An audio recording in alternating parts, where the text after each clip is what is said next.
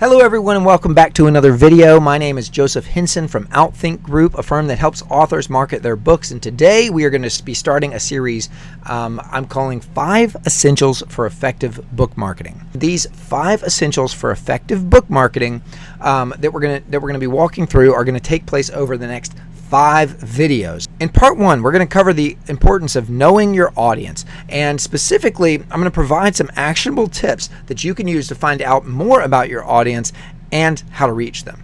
In part 2, we're going to be talking about building an engaging platform by creating value-based content for your readers. Part 3, we are going to discuss the importance of email marketing and how to leverage it for the best effect.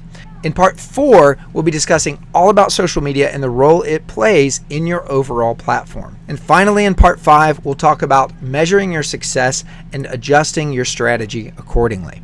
So, we're going to get started about this course, but before we do, if you know any authors who would benefit from this content, do me a favor, and after you watch this video, share it with them. At Outthink, we want to help as many authors as possible know how to build their platform and make the most of their impact. By the way, I'm Joseph Hinson, and I'm the president of a company called Outthink that works with New York Times bestselling authors to launch their book to their fans and reach great success that way. And that the whole idea of platform building is about building a following that will support you through your entire career. All right, without further ado, let's get into this first point. So, part 1 is know your readers. Okay, knowing your readers is obviously an important thing. So, ask the question, what are their demographics, their age, interests, where do they spend time, what type of places do they shop? Envision your ideal reader. All right, so if you're trying to envision your ideal reader and you're drawing a blank, well, I'm going to help you today by starting with 4 questions that you can ask yourself to get you started. Okay, the first question is quite simple. Think about yourself. Where do you spend your time online? So it's probable that your fans might have similar interests to you. They might have the same habits. They might have the same makeup. Maybe not. It's not always the case, but they might have the same makeup. And certain content does better in certain places. But if you don't like Facebook much, for example, and you'd rather spend your time on Instagram because you find that a better place, well, maybe you should spend your time on Instagram with regard to social. Maybe your readers have similar interests and values to yours. So that's the first place you should start thinking about. Are my readers like me? Do they have similar demographic profile? Do they go to the internet for the same thing? Do they go and read articles on the same things as I do? And so what websites do you go to for answers and for resources? The next question you want to look at is, who are your contemporaries? So look for books that are on the same bookshelf as yours. Now look at those authors, and then where do their readers hang out? So go to the author's book page on Amazon and read the reviews. What's your impression of those readers? What can you kind of gain from that? Also look at their other recommended books along that same in that same Amazon profile, or on that same Amazon page. What other books are in that same genre, and what can those reviews tell you about those specific readers? What are they looking for? What was it about the book that they liked and that they didn't like? Because oftentimes people will tell you in the reviews what they liked and what they didn't like. So what can you kind of tell about this person from just by reading that? Next, what is the author's social media presence? Because if the author is similar to you, then their readers are probably similar to you as well. And so look at what they're doing and see where they're having greatest success. Literally, check their if let's say they do LinkedIn, Facebook, and Twitter.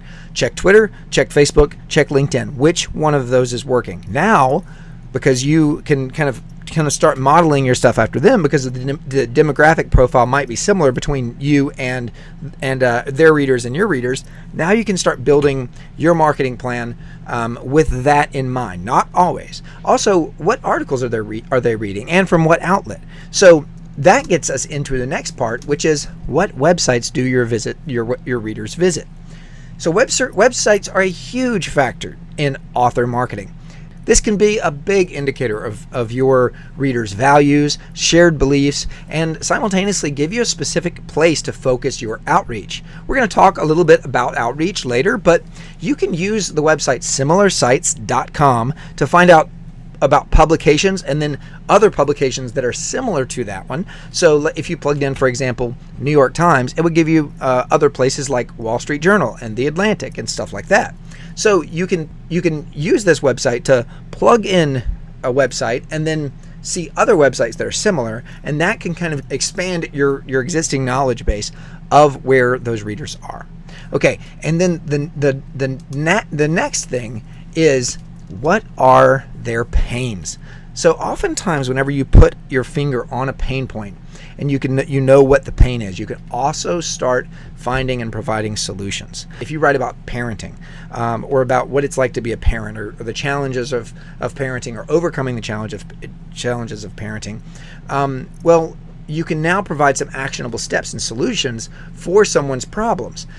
And then you know, okay, I write about parenting. What are some places where people are going to find out that information? What are the places that are solving a problem that's similar? And that is another way that you can reach that audience. Then maybe you could do like a partnership and write for that outlet or something like that.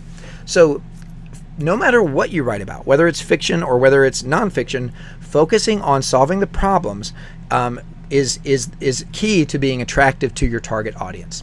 And we'll talk about more about this in the next video, because it's going to be a lot about content, but that is a good question to ask yourself, is what are my readers' pains?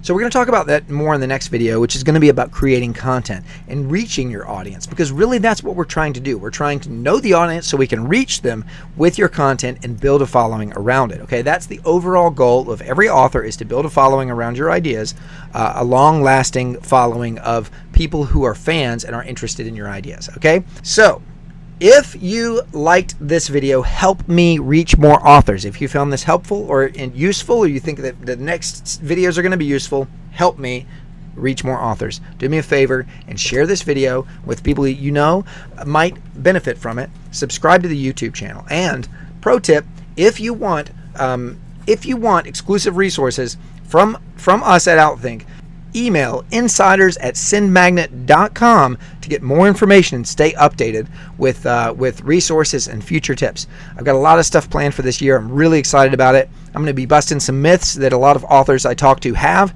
and I think that any author who is trying to build their platform will benefit from it. So if that's you, subscribe, stay updated, and email me at insiders@sendmagnet.com. Thanks for watching.